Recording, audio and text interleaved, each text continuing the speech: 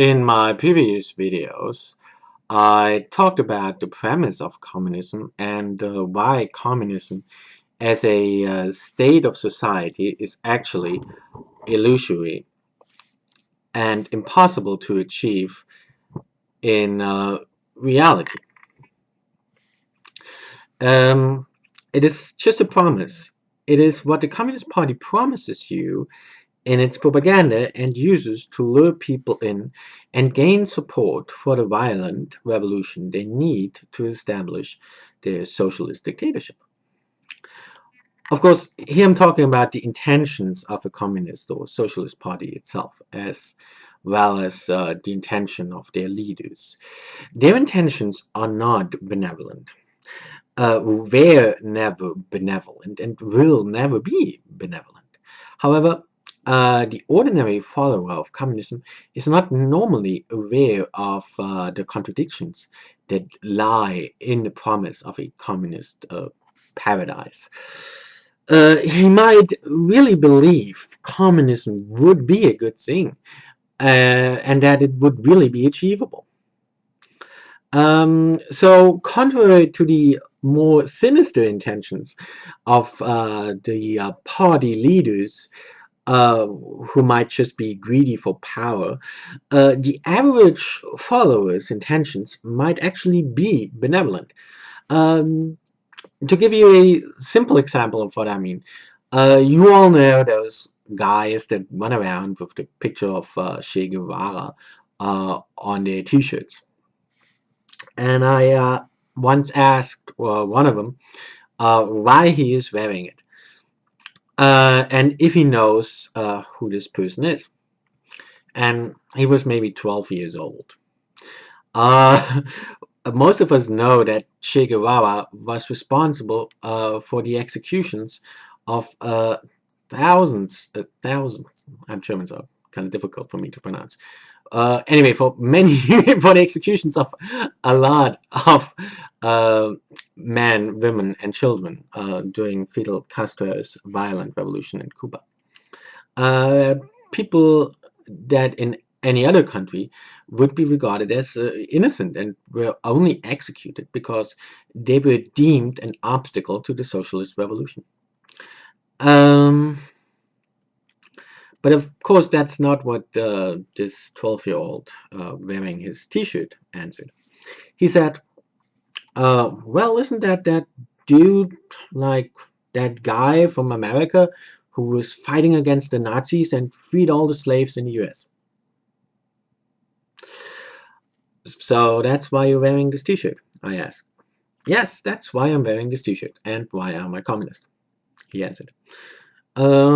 Noticing a certain historical mix-up, I wondered if I could push it a step further and asked him if he happened to know who Abraham Lincoln was. He answered, well, isn't that evil US imperialist who threw the atomic bomb on Japan and started the Vietnam War? And I asked him, would you say you hate Abraham Lincoln then? And he answered yes. My point is that normally when you see someone running around with the picture of what could be regarded as a genocidal mass murderer, you would assume that his intention in praising such a criminal would be sinister or, at the very least, meant as a provocation. And if right after that, that same person goes on to slander someone like Abraham Lincoln, then that would further one's suspicion of the slanderer having malevolent intentions. Normally, you would think that. However, obviously, this isn't the case here. This 12-year-old's intentions in praising a mass murderer and then slandering Abraham Lincoln were not malevolent. He was only 12 years old after all. He didn't and couldn't know anything about history other than what he was told. He didn't praise Che Guevara because he thought it was a good thing that he executed thousands of people. He didn't even know anything about that. For him, Che Guevara was that good guy from America who was fighting against the Nazis and freed all the slaves in the US.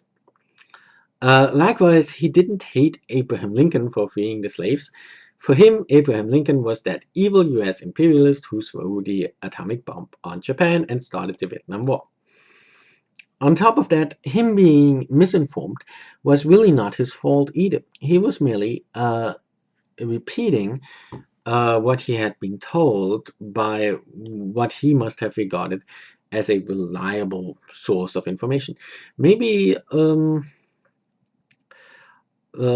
that's, well, anyway.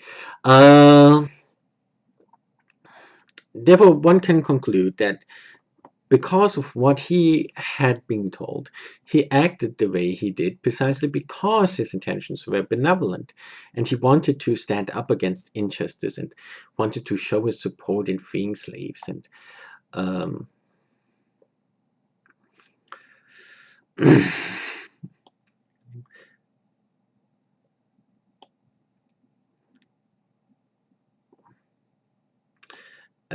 and that was also his reason for proudly pronouncing to be a communist. Um, Actually, a lot of young people in my country think the way he did. Um, so in this environment, he would not be faced with much advocacy, as most of his peers would think the same way he does. However, maybe as he grows older, he one day meets a tourist from the US. Maybe it's a Southern conservative. Naturally, there is a wide gap between their thinking. Both of them will likely feel grossly offended by the other's perceived misinterpretation of history, as well as the other's political and ideological views, with which each of them would likely consider inhuman, barbaric, and Nazi-like. So they will likely have such an impression of each other. If on top of that they were both drunk, they might even start a fight with each other. However, actually, they are not as dissimilar as they perceive themselves to be, and neither of them has bad intentions. Both of them believe in what they believe in because they have good intentions and mean well, and they both want to stand up against what they perceive as injustice and slavery. But they themselves, of course, are unable to see the good intentions in the other person. So, such encounters with people who oppose communism will not only happen increasingly frequently in our young comrade's life, they will also strengthen his belief in him being right and strengthen his hate for perceived enemies like the US. Uh, it might even reach the point that ultimately any form of opposition will not weaken but actually strengthen his resolve and his faith in communism. For him, it looks like people insult him and are behaving badly precisely because they are against communism. So he will come to hate such people and will come to believe that communism was right in warning, attacking, and devaluating such class enemies. Of course, that is not to say that there would actually be anything good about communism itself, or that the communist leaders ever had any good intentions. It's only to explain that it is really possible that the intentions of the average communist followers, or the average low-ranking member of a communist or socialist party, might really not be malevolent, evil. Uh, of course, the reason for this is they're having been lied to. They have good intentions in supporting communism and its leaders, but it's only because they have been told communism would be a perfect paradise on earth and communist leaders would be benevolent humanists working in the interests of the people. Yeah. So by using the unkeepable promise of a communist paradise, the communist leaders are able to lure in a lot of innocent people with good intentions who simply don't realize that communism is achievable is not achievable is not achievable, contradictory, and in fact mere propaganda, and that the party's leader actual intentions are much more sinister than the benevolent, peaceful, altruistic intentions they might claim to have. As time progresses, there are three options for our young and originally innocent convert. Um, which he has to choose from, inevitably.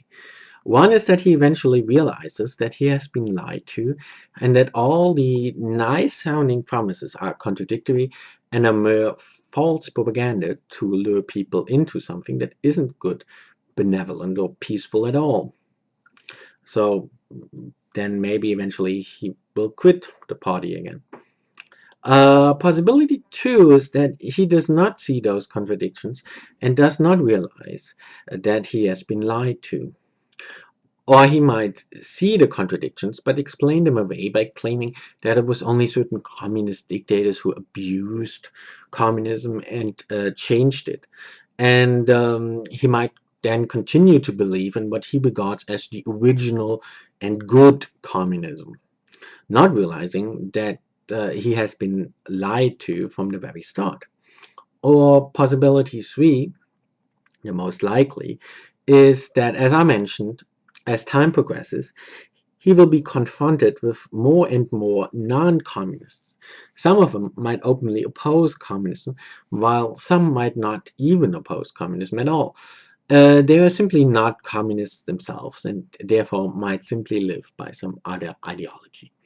But because of the way communist ideology indoctrinates him, he might begin to develop more and more hate for such people and will start to regard them as class enemies.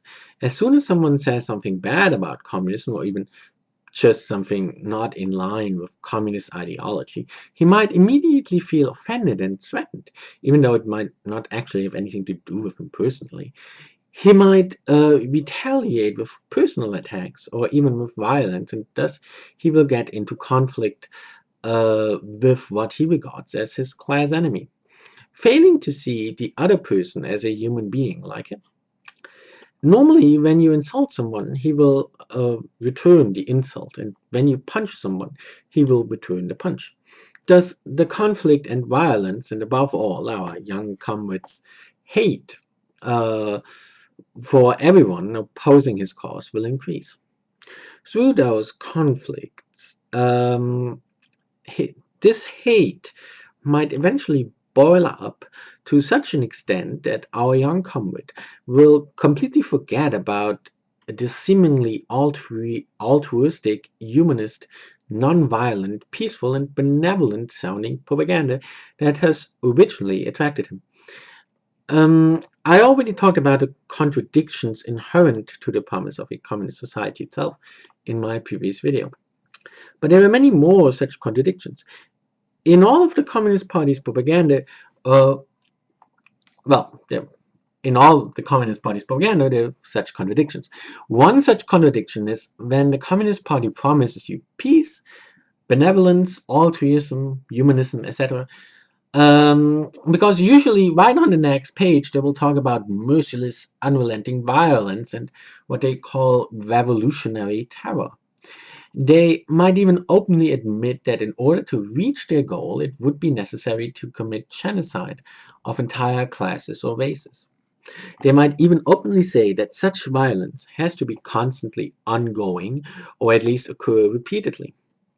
Now, if you promise people peace and tell them immediately afterwards they have to use brutal violence to achieve such peace, then of course this is an extremely obvious and glaring contradiction.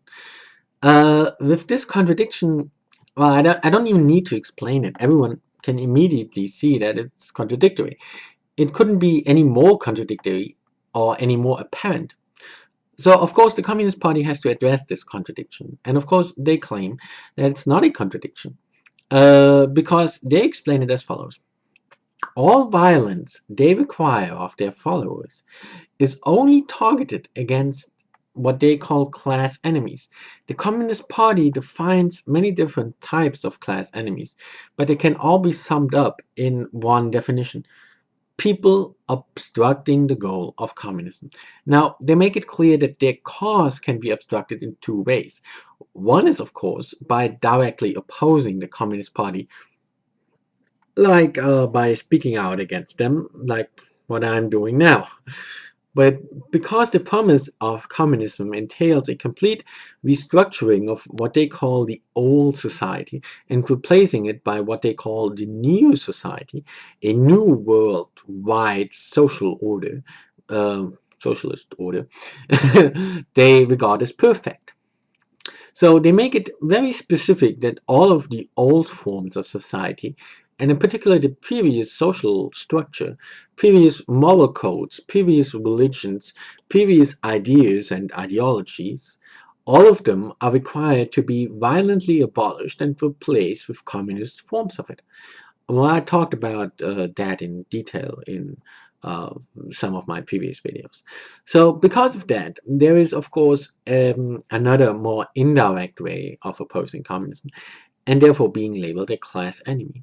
And that is by simply holding on to your previous ideology after the communists have completed their initial revolution and came to power in a country and have now started implementing socialism. Naturally, anybody upholding a different ideology and who is therefore not adhering to the new socialist order will automatically, maybe without realizing it, become an obstacle to that new socialist order. Now, communists employ various tactics to get rid of such obstacles. And by obstacles, they mean people. That I will address in my next video, where I will talk about the tactics communists use to get rid of people opposing them.